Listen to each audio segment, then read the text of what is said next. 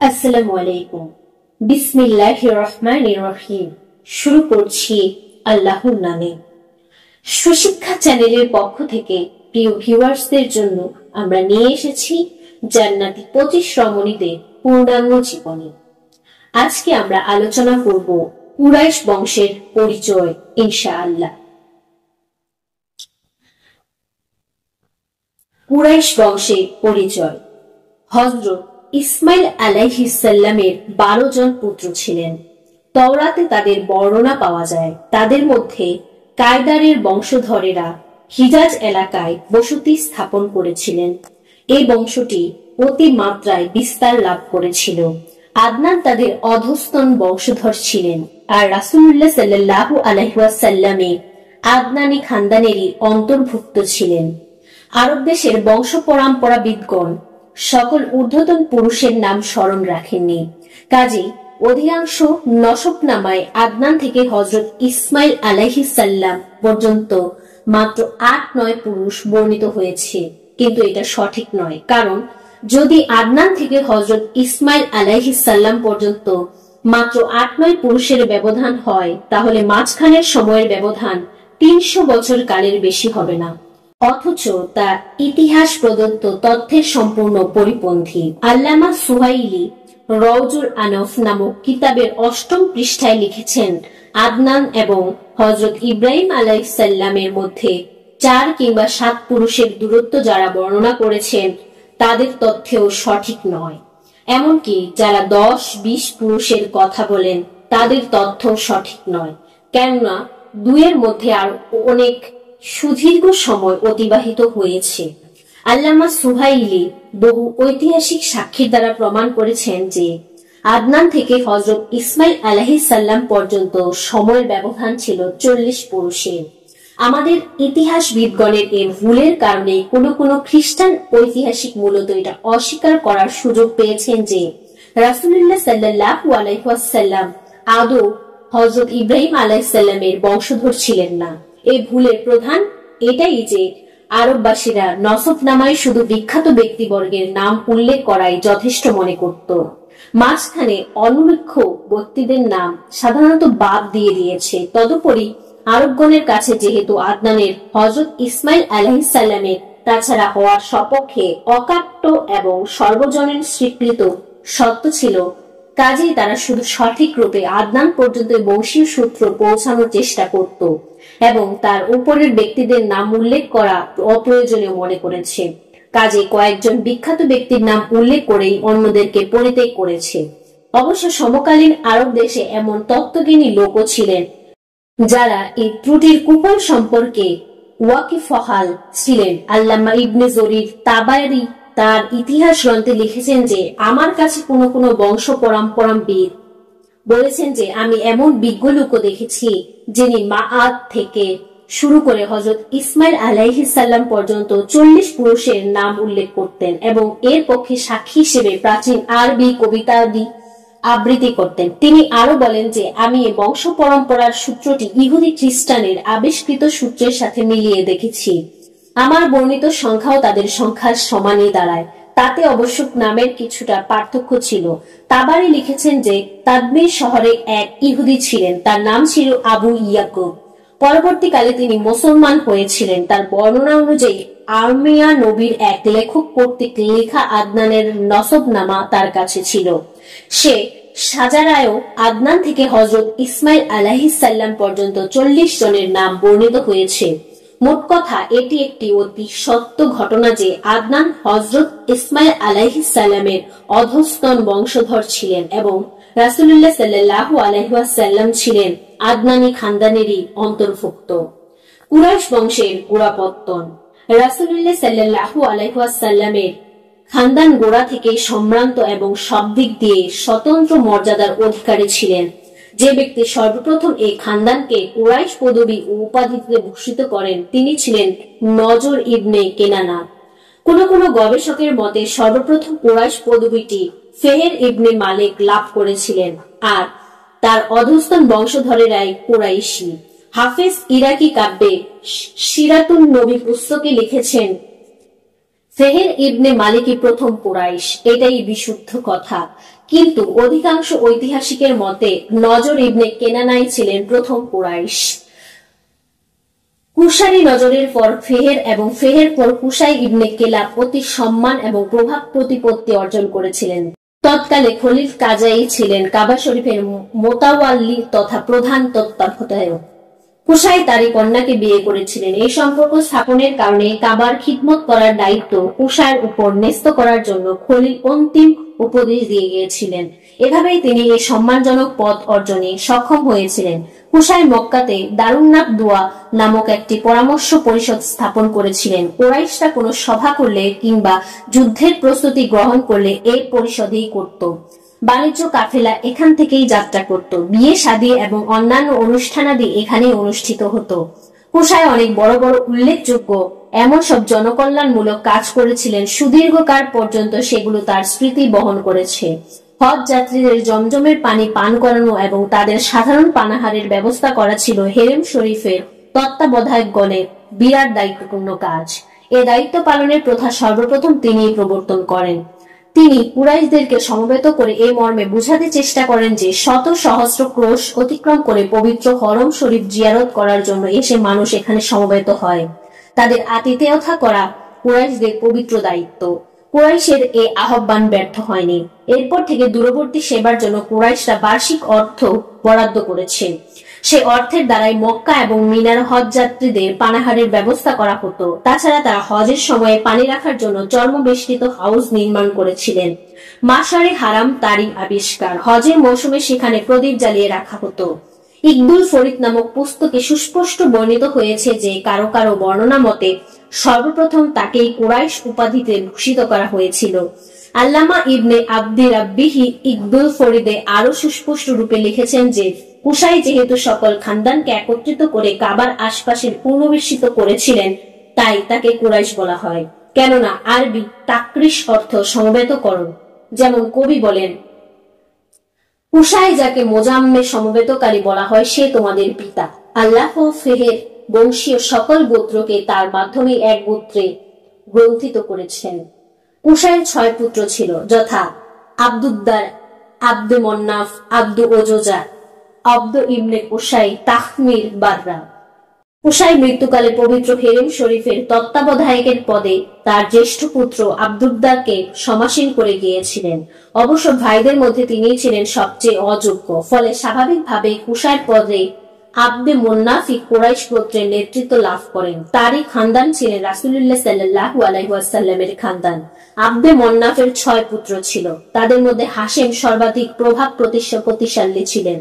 তিনি আব্দুদ্দারের কাছ থেকে কাবার তত্ত্বাবধায়কের পদটি ছিনিয়ে নিতে তার ভাইদিগকে উদ্যুক্ত করেছিলেন।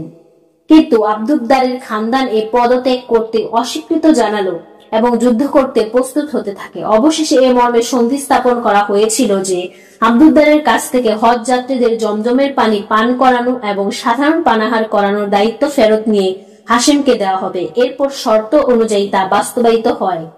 হাশেম অতি উত্তম রূপে এ দায়িত্ব পালন করেছিলেন। তিনি হজযাত্রীদেরকে তৃপ্তি সহকারে পানাহার করাতেন। চর্ম নির্মিত হাউজে পানি ভর্তি করে জমজম কূপ এবং মিনার পাশে রেখে দিতেন। ব্যবসা বাণিজ্যে তিনি চরম উন্নতি সাধন করেছিলেন। তিনি রোমান সম্রাটের কাছ থেকে পাত্রালাপের মাধ্যমে এ মর্মে ফরমান লিখিয়ে নেন যে কুরাইশরা ব্যবসার পণ্য সহ তার দেশে এলে তাদেরকে খাজনা দিতে হবে না। আবিসিনিয়ার শাসনকর্তা নাজ্জাশীর কাছ থেকেও তিনি অনুরূপ ফরমান লিখিয়ে নেন। এভাবে আরবগণ শীতকালে ইয়ামন এবং গ্রীষ্মকালে সিরিয়া ও এশিয়া মাইনর পর্যন্ত ব্যবসায়ের পণ্য নিয়ে যেতেন। এশিয়া মাইনরের বিখ্যাত নগরী আঙ্গুরা বা আনকারা তৎকালে রোমান সম্রাট কাইসারের রাজধানী ছিল। কুরাইশ বণিক দল আঙ্গুরা গমন করলে সম্রাট কাইসার তাদেরকে সাদর অভ্যর্থনা জানাতেন। আরবের বাণিজ্য পথ নিরাপদ ছিল না, তাই হাশেম সমগ্র দেশ ভ্রমণ করে গোত্রের সাথে এই মর্মে চুক্তি করলেন যে কেউ কুরাইশদের বাণিজ্য কাফেলার কোনো ক্ষতি করবে না। এর পুরস্কার স্বরূপ এবং কুরাইশ বণিক দল প্রয়োজনীয় দ্রব্য সামগ্রী সহ সকল গোত্রের কাছে উপস্থিত হয়ে তাদের সাথে কেনাবেচা করবে। এই কারণে আরব দেশে সাধারণভাবে লুণ্ঠন অপহরণ চলতে থাকলেও কুরাইশদের বাণিজ্য কাফেলা সর্বদাই নিরাপদ ছিল। এক একবার মক্কায় দুর্ভিক্ষ দেখা দিয়েছিল। সে দুর্ভিক্ষকালে হাশেম রুটির টুকরো করে সুরুয়া বা তরকারির ঝোলে মিশ্রিত করে জনসাধারণকে পরিবেশন করতেন। তখন থেকে তার হাশেম নামের সুখ্যাতি ছড়িয়ে পড়ে। আরবি ভাষায় হসম শব্দের অর্থ হলো কোনো কিছু ভেঙে টুকরো করে ফেলা। এ শব্দ থেকে উৎপন্ন গুণবাচক বিশেষ্য হলো হাশেম। হাশেম একবার বাণিজ্য উপলক্ষে সিরিয়া গিয়েছিলেন। পথে মদিনায় কিছুকাল অবস্থান করেন। সেখানে সারা বছরই বাজার বসে।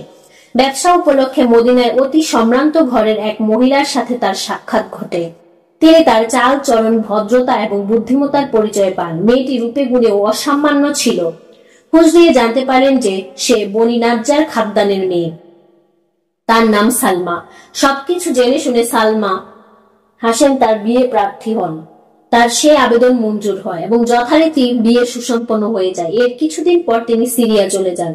গাজায় পৌঁছে তিনি পরলোক গমন করেন। এইদিকে সালমার গর্ভে তার একটি পুত্র সন্তান জন্ম লাভ করে। তার নাম রাখা হয় সাইবা। সাইবা প্রায় 8 বছর পর্যন্ত মদিনাতেই লালন পালন হলো। হাশেমের ভাই মোত্তালিব সব ঘটনা জানতে পেরে অবিলম্বে মদিনা রওয়ানা হয়ে গেলেন। সেখানে গিয়ে তিনি ভ্রাতৃপুত্রের অনুসন্ধান করলেন। সালমা তার আগমন বার্তা পেয়ে তাকে ডেকে পাঠালেন।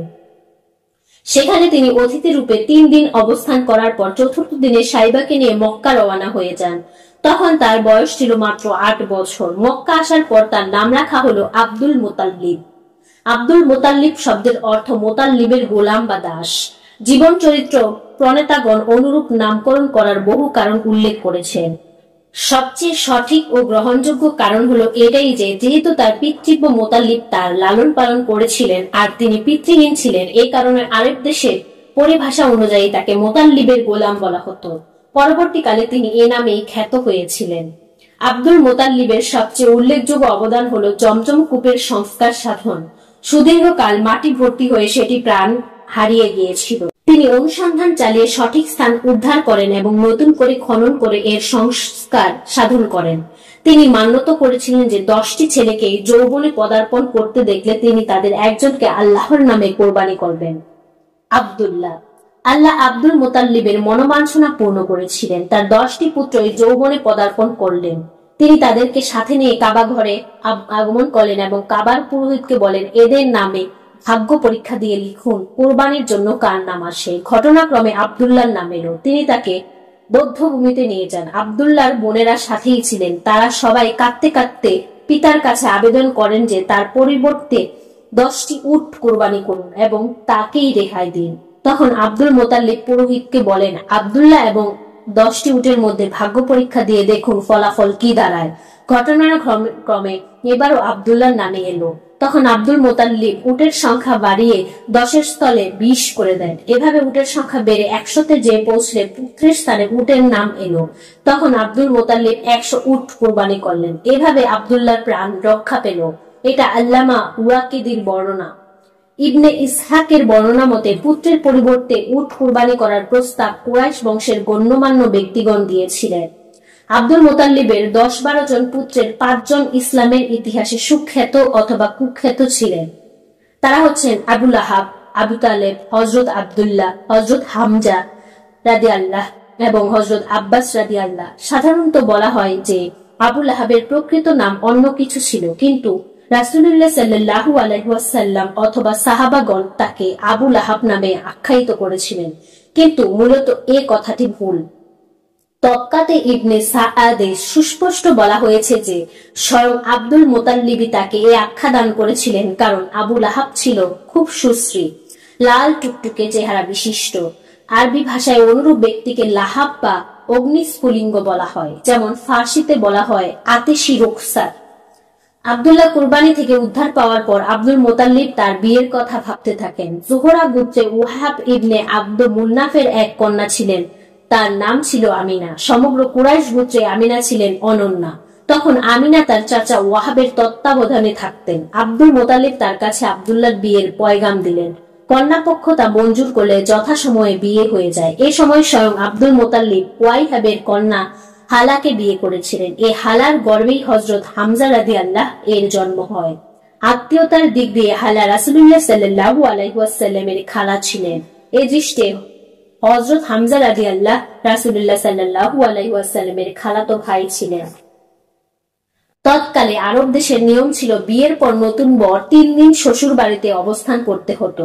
সে নিয়মানুসারেই আব্দুল্লাহ 3 দিন থেকে নিজ বাড়িতে ফিরে এলেন। তখন তার বয়স ছিল 17 বছর। আব্দুল্লাহ একবার বাণিজ্য উপলক্ষে সিরিয়া গিয়েছিলেন। প্রত্যাবর্তনকালে কিছু সময়ের জন্য মদিনা অবস্থান করেন, কিন্তু আল্লাহর কি মহিমা, তিনি হঠাৎ অসুস্থ হয়ে সেখানেই পরলোক গমন করেন। আব্দুল মোতাল্লিব এই দুঃসংবাদ শুনে বিস্তারিত জানার জন্য তার জ্যেষ্ঠ পুত্র হারেসকে পাঠিয়ে দিলেন। হারেস মদিনা পৌঁছার পূর্বে আব্দুল্লাহ মৃত্যুবরণ করেছিলেন। সারা খানদানে তিনি ছিলেন সর্বাধিক প্রিয় ব্যক্তি, তাই তার মৃত্যুতে সমগ্র পরিবারের শোকের ছায়া নেমে এল। আব্দুল্লাহর পরিত্যক্ত সম্পদের মধ্যে কয়েকটি উট ও ছাগল, ভেড়া আর একটি দাসী ছিল। দাসীটির নাম ছিল উম্মে আইমন। রাসূলুল্লাহ সাল্লাল্লাহু আলাইহি ওয়াসাল্লামের উত্তরাধিকারী সূত্রে এসব সম্পদের অধিকারী হয়েছিলেন। উম্মে আইমনের প্রকৃত নাম ছিল বারাকা। মুহাম্মদ সাল্লাল্লাহু আলাইহি ওয়াসাল্লামের আবির্ভাব। মহাকালের সাজানো এ উদ্যানে 12 ঋতুরাজ বসন্তের আগমন ঘটেছে। সময়ের সুনিপুণ নিয়ন্তা কোনো কোনো সময় এ বিশ্বসভাকে এমন সব মনোরম ও চিন্তাকর্ষক সাজে সজ্জিত করেছেন, যার অপরূপ সৌন্দর্য দর্শক মাত্রেরই নয়নমনকে বিমুগ্ধ করেছে। আজকের এই মহান দিনটি এমনই এক মহামহিমান্বিত দিন, যার আগমন আশাই বুঝি কোটি কোটি বর্ষব্যাপী মহাকালের এই অবিরাম যাত্রা শুরু হয়েছিল। নবমণ্ডলের তারকারাজি এবং নীহারিকা পুঞ্জ বুঝি সৃষ্টিকাল থেকেই অপলক দুটি চোখ মেলে তাকিয়ে আছে এই ধূলিমাখা পৃথিবীর দিকে। সে আদিকাল থেকেই চাঁদ সুরজ বুঝি রাত দিনের পরিক্রমায় ও শুভ ক্ষণটির জন্যই পথ চেয়ে বসেছিল। এই মহাকালের অনন্ত রহস্য রাজ্য, রবি শশীর উদয় অস্ত, স্নিগ্ধ বায়ুর প্রবাহ, আকাশে উড়ন্ত মেঘমালার বিচরণ, সবকিছুই যুগের পর যুগ ধরে যার অপেক্ষায় সময় অতিবাহিত করেছে। হযরত ইব্রাহিম আলাইহিসসালামের অলৌকিক ক্ষমতা, হযরত ঈসা আলাইহিসসালামের বিশ্বপ্রেম প্রভৃতি বুঝি তিলে তিলে সঞ্চয় করে অতি সযত্নে সাজিয়ে রাখা হয়েছিল সে মহামানবের আগমন পথের ধারে ধারে। আজকের এই মহাপ্রতীক্ষিত স্নিগ্ধ প্রভাত, জগৎ সভার যে সে মহাপ্রভাত, যে প্রভাতে বিশ্বের সৌভাগ্যের দ্বার সম্পূর্ণরূপে উন্মুক্ত হয়েছে, সে প্রতীক্ষিত মহামানবের আগমন সবই ধন্য হয়েছে। ধন্য হয়েছে জগৎ, ধন্য হয়েছে মহাকালের সে অবিরাম কাল পরিক্রমা, ধন্য হয়েছে পৃথিবীর মানুষ। ধনে ধান্য পুষ্প ভরা এ পৃথিবীর মাটি, পাহাড়, নদ নদী, সাগর, মরুভূমি। সে মহামানবের আগমন মুহূর্তটি অপরূপ মহিমা লিপিবদ্ধ করার মতো কলম কি কারো আছে? সিরাত লেখকগণ সর্বশক্তি প্রয়োগ করে যা প্রকাশ করেছেন তাতে দেখা যায় সে মহিমা মণ্ডিত শুভ প্রভাত আগমনের পূর্ব মুহূর্তে পারস্য সাম্রাজ্যের ঐতিহ্যবাহী রাজপ্রাসাদের 14টি মিনার ধুলায় লুটিয়ে পড়েছিল। মুহূর্তে নিভিয়ে গিয়েছিল অগ্নি উপাসকদের সহস্র বছর ধরে প্রজ্বলিত সেই ঐতিহ্যবাহী অগ্নিকুণ্ড। শুকিয়ে গিয়েছিল শ্বেতসাগরের অর্ধে বাড়ি রাশি। রোমের সে সুপ্রাচীন মানবতা বিরোধী সভ্যতা সংস্কৃতির প্রতিটি উদ্ধত্ত প্রসাদ শীর্ষে থেকে সত্যি সত্যি শোষিত নির্যাতিত মানুষের মহান বন্ধু সে মহামানবের আবির্ভাব মুহূর্তটিকে মৃত্যু ঘণ্টা ভেজে উঠেছিল। সে মহামানবের আগমন বার্তাই বয়ে এনেছিল ক্ষমতামত্ত পারস্য সাম্রাজ্যের শোষণ নির্যাতনের সব অগ্নিশিখার মরু সাইমুনের প্রলয় মতন। সহস্র বছরের শোষণ নির্যাতনের নরককুণ্ড থেকে নির্যাতিত মানবাত্মার চিরমুক্তির মহান আশ্বাস ঘোষিত হয়েছিল সে মহামানবের আগমন বার্তা বয়ে। প্রভাতী মলয় যেদিকে ছুটেছে সেদিকে মূর্তি পূজার পাষাণ বেদিতে ফাটল সৃষ্টি করে মানব মনের আকাশে যুগের পর যুগ সঞ্চিত ঘোর কালো অন্ধকারের ভুলুণ্ঠিত করেছে এক এক প্রাচীর। অগ্নি পূজারীদের মেরুদণ্ড ভেঙে পড়ে, খ্রিস্টবাদের পত্রপুত্র জাজি যেন একটি করে ঝরে যায়। চারদিকে ঘোষিত হল তৌহিদ, মানবতা আর ইনসাফের ধ্বনি। সত্য, ন্যায়, কল্যাণ ও সমৃদ্ধির নতুন সূর্যের উদয়ে উদ্ভাসিত হয়ে ওঠে বিশ্ব মানবতা। সে আলোর জ্যোতি পতিত হল মানুষের হৃদয় পুঞ্জে। আব্দুল্লাহর নয়নমণি, আমিনার হৃদয়ের ধন, মক্কা মদিনার আলো, শাহেন শাহে আরব ও আজমের সারওয়ারে কাউনাইন, বিশ্বতাত্রা মোহাম্মদ মুস্তফা আহমদ মোজতাবা সাল্লাল্লাহু আলাইহি ওয়াসাল্লামের রুহানি দুনিয়া থেকে এ বস্তু জগতে আগমন করলেন। সাল্লাল্লাহু আলাইহি ওয়া আলা আলিহি ওয়া আসহাবিহি আজমাইন। জন্ম তারিখ। রাসূল পাক সাল্লাল্লাহু আলাইহি ওয়াসাল্লামের জন্ম তারিখ সম্পর্কে মিশরের বিখ্যাত মাহমুদ পাশা ফালাকি একটি পুস্তিকা রচনা করেছেন। তাতে তিনি গাণিতিক যুক্তির মাধ্যমে প্রমাণ করেছেন যে রাসূল পাক সাল্লাল্লাহু আলাইহি ওয়াসাল্লামের জন্ম তারিখ রবিউল আউয়াল মাসের 9 তারিখ সোমবার মোতাবেক 20 এপ্রিল 571 খ্রিস্টাব্দে। তার নাম রাখা হয় মুহাম্মদ এবং সাধারণভাবে একথা প্রচলিত হয়েছে যে তার পিতামহ আব্দুল মুতাল্লিবই এই নাম রেখেছিলেন। দুগ্ধপান। জন্মলাভের পর তিনি সর্বপ্রথম তার মাতা হযরত আমিনার স্তন্যপান করেন। 2-3 দিন পর তার পিতৃব্য আবু লাহাবের সুয়াইবিয়া নাভি জৈনকা দাসী তাকে স্তন্যপান দেন। ভাগ্যবতী হালিমা। সুয়াইবিয়ার পর ভাগ্যবতী হালিমা রাদিয়াল্লাহু আনহা তাকে দুগ্ধপান করান। তৎকালে আরবের সম্ভ্রান্ত শহরবাসীগণ শুদ্ধ আরবি ভাষা আয়ত্তকরণ এবং মরুভূমির উন্মুক্ত পরিবেশে লালিত পালিত হয়ে প্রকৃত আরবীয় বৈশিষ্ট্যবালী আয়ত্ত করার উদ্দেশ্যে নিজেদেরকে সন্তানদের শহরের কুলুষিত মিশ্র পরিবেশ থেকে দূরে বেদুইন পরিবারগুলোর হাতে প্রতিপালনের জন্য দিয়ে দিতেন। সম্ভ্রান্ত আরবগণ বহুকাল যাবৎ এই প্রথাটি সযত্নে রক্ষা করে আসছিলেন।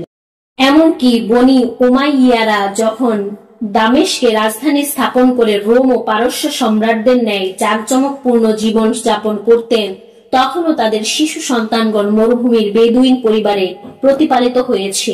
ওলীদ ইবনে আব্দুল মালেককে কোনো কারণে লালন পালনের জন্য বেদুইনের কাছে পাঠানো সম্ভব হয়নি। এর ফলে উমাইয়া বংশের মধ্যে একমাত্র ওলীদই বিশুদ্ধ আরবি ভাষায় কথা বলতে পারতেন না। সুতরাং উপরোক্ত প্রথা অনুযায়ী বছরে 2 বার গ্রাম্য মহিলাগণ শহরে আসত।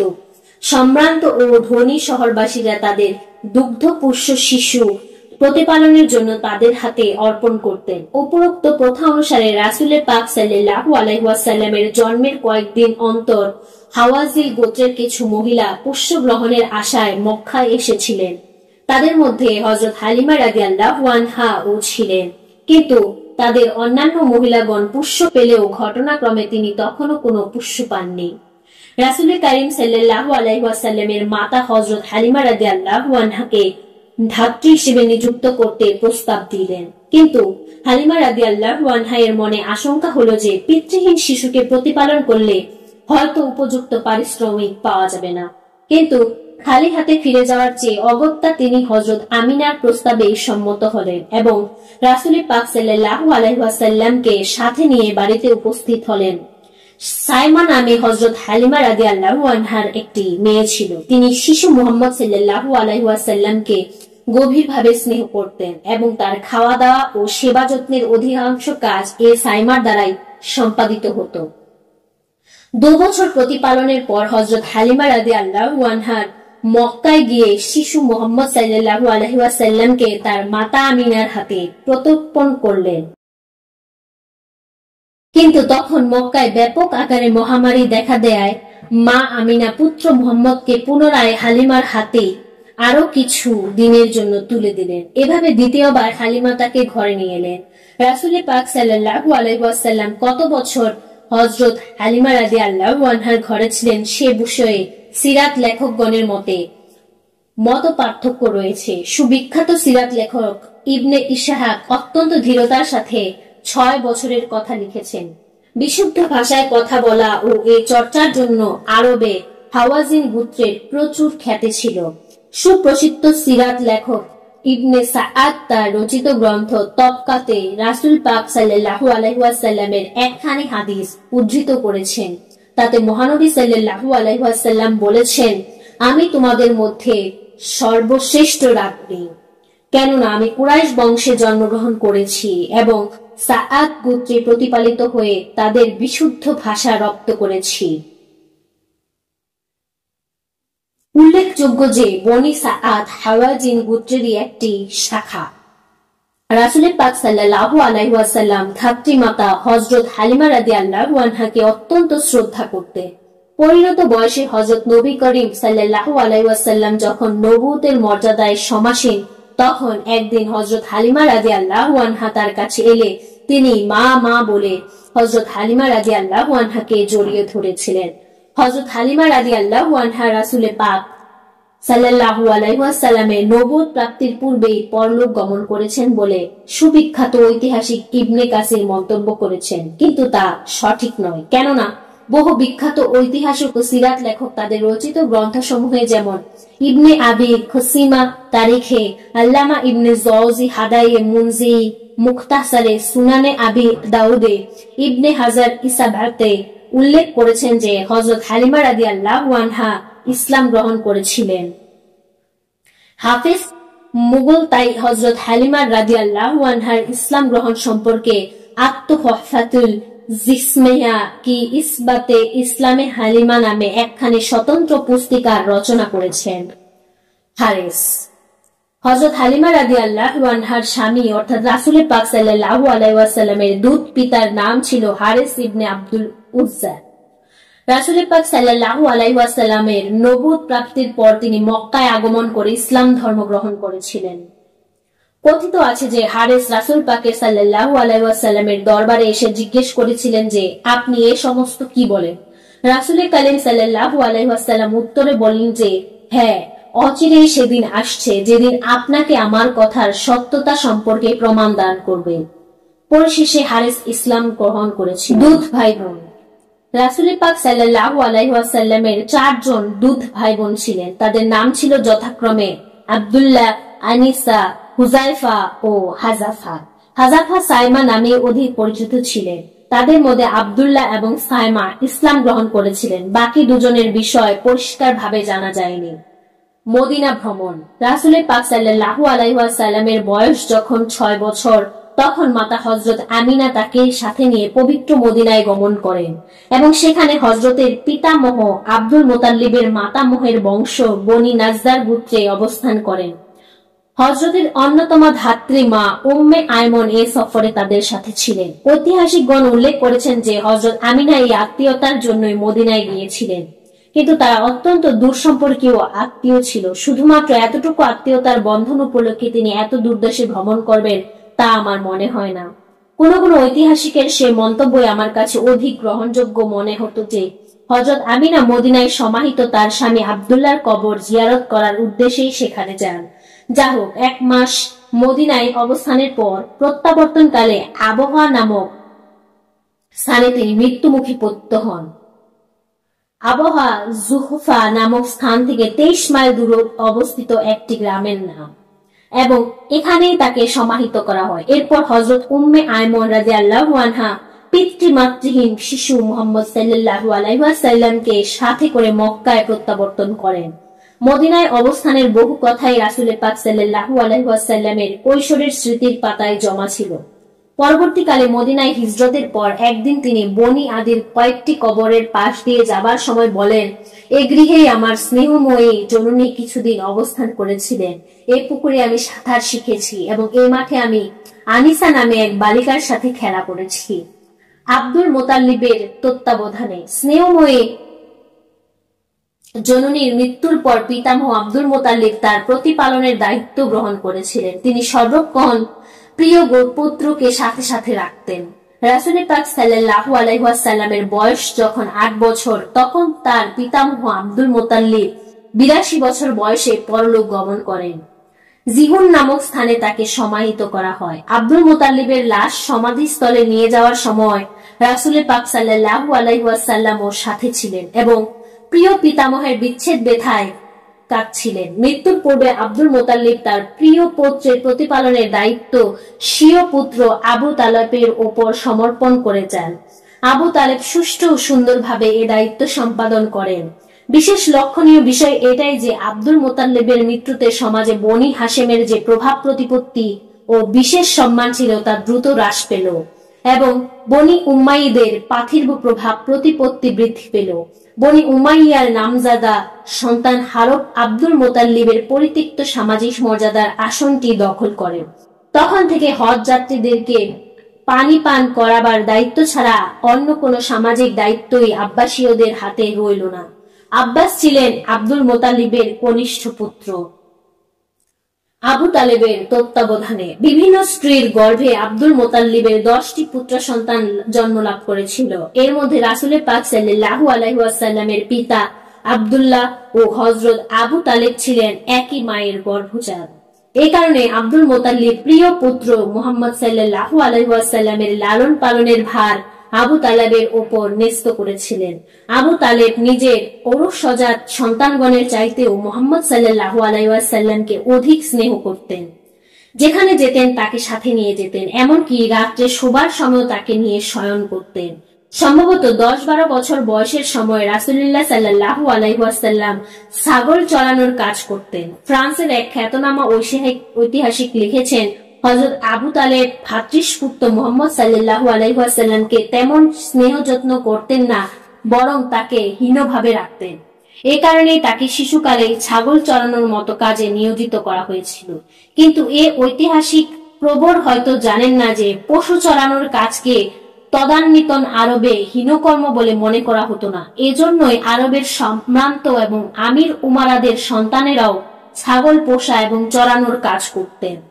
আল্লাহ পাক স্বয়ং কোরআনে ঘোষণা করেছেন, আর সেগুলিতে তোমাদের জন্য সৌন্দর্য বিদ্যমান। যখন সন্ধ্যায় সেগুলোকে ঘরে তোলো এবং যখন চারণভূমিতে ছেড়ে দাও। প্রকৃতপক্ষে রাসূল পাক সাল্লাল্লাহু আলাইহি ওয়াসাল্লামের বকরি রাখালের কর্মটি সমস্ত বিশ্বজগতের রাখালির ভূমিকা ছিল। নবুয়ত প্রাপ্তির পর তিনি সময় সময় তার শৈশবকালের সহজ সরল আনন্দময় কাজকর্মের স্মৃতিচারণ করতেন। একদিন রাসূল পাক সাল্লাল্লাহু আলাইহি ওয়াসাল্লামের সাহাবায়ে কিরামকে সাথে নিয়ে কোনো একটি জঙ্গলে প্রবেশ করেন। এই জঙ্গলে প্রচুর বন্য কুল গাছ ছিল এবং সেগুলোতে তখন প্রচুর কুল ধরেছিল। সাহাবায়ে কিরাম এই গাছের কুল খেতে লাগলেন। তা দেখে রাসূল পাক সাল্লাল্লাহু আলাইহি ওয়াসাল্লাম বলেন, দেখো, যে কুলগুলো পেকে কালো হয়েছে সেগুলো খাও, কেননা এগুলো অন্যগুলোর চেয়ে বেশি মিষ্টি। বাল্যকালে আমি যখন এখানে বকরি চড়াতে আসতাম তখন আমার এই অভিজ্ঞতা হয়েছিল। দামেশক ভ্রমণে বালক মুহাম্মদ সাল্লাল্লাহু আলাইহি ওয়াসাল্লাম হযরত আবু তালেব ব্যবসা বাণিজ্যের মাধ্যমে জীবিকা নির্বাহ করতেন। কুরাইশদের মধ্যে এ প্রথা বহু পূর্ব থেকে প্রচলিত ছিল যে তারা বছরে একবার বাণিজ্য উপলক্ষে সিরিয়ার দিকে যেতেন। রাসূল পাক সাল্লাল্লাহু আলাইহি ওয়াসাল্লাম যখন 12 বছর বয়সে পদার্পণ করেন তখন আবু তালেব নিয়ম অনুযায়ী বাণিজ্য উপলক্ষে দামেস্ক যাবার প্রস্তুতি গ্রহণ করলেন।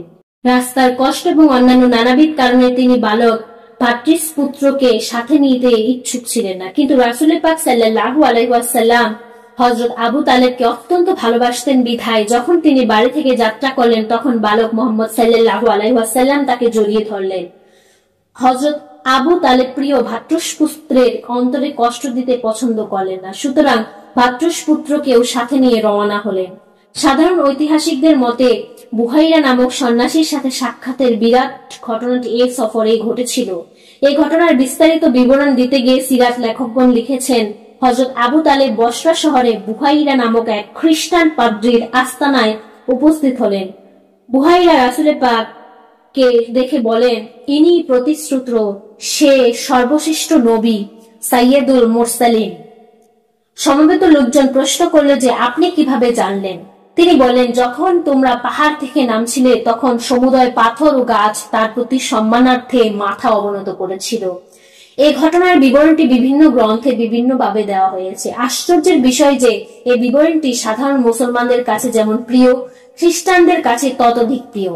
স্যার উইলিয়াম মুর, ড্রেফার, মার্গুথিয়েলভ প্রমুখ খ্রিস্টান লেখকগণ এই ঘটনাকে খ্রিস্টবাদের শ্রেষ্ঠত্ব প্রমাণের এক প্রকৃষ্ট উপকরণ হিসেবে গ্রহণ করেছেন। এরা দাবি করেছেন যে রাসূলুল্লাহ সাল্লাল্লাহু আলাইহি ওয়াসাল্লামের ধর্মের প্রকৃত তত্ত্ব ও গুপ্ত রহস্য এই পাদ্রীর কাছ থেকেই শিখেছিলেন। শুধু তাই নয়, উপরন্তু যে সূক্ষ্ম তত্ত্ব তিনি রাসূলুল্লাহ সাল্লাল্লাহু আলাইহি ওয়াসাল্লামকে শিক্ষাদান করেন তার উপরে ইসলামী ধর্মতত্ত্ব বিশ্বাসের মূল ভিত্তি স্থাপন করা হয়েছে এবং ইসলামের যাবতীয় উত্তম রীতিনীতি উক্ত তত্ত্বের ব্যাখ্যা ও টিকা মাত্র। খ্রিস্টান গ্রন্থকারগণ যদি এই ঘটনাকে সঠিক বলে স্বীকার করতে চান তাহলে যেভাবে প্রকৃত ঘটনা বর্ণিত হয়েছে ঠিক সেভাবেই স্বীকার করা উচিত। এ ঘটনায় বুহাইরা কর্তৃক বালক মুহাম্মদ সাল্লাল্লাহু আলাইহি ওয়াসাল্লামকে কোনো শিক্ষা দেওয়ার কথা মোটেই উল্লেখিত হয়নি। মাত্র 10-12 বছরের বালককে ধর্মের যাবতীয় সূক্ষ্ম তত্ত্ব শিক্ষাদানের কথা সাধারণ বিবেক বুদ্ধিতেও সম্ভব বলে মনে হয় না। অবশ্য একে যদি বুহাইরার অলৌকিক ক্রিয়াকলাপ বলে ধরে নেওয়া হয়, তবুও প্রশ্ন থেকে যায় যে বুহাইরা একজন অপরিচিত অসহায় আরব বালকের জন্য এতটুকু আগ্রহ প্রকাশ করতে যাবেন কেন? অধিকন্তু বুহাইরিয়ার সাথে বালক মোহাম্মদের এই সাক্ষাৎকারের সময়টুকু কত দীর্ঘ ছিল।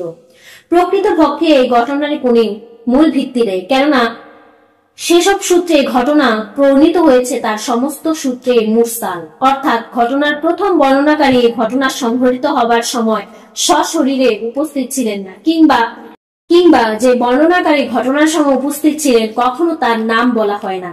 যতগুলো সূত্রে ঘটনা বর্ণিত হয়েছে এর মধ্যে তিরমিজি শরীফে বর্ণিত সূত্রটি সর্বাধিক প্রামাণ্য বলে মনে হয়।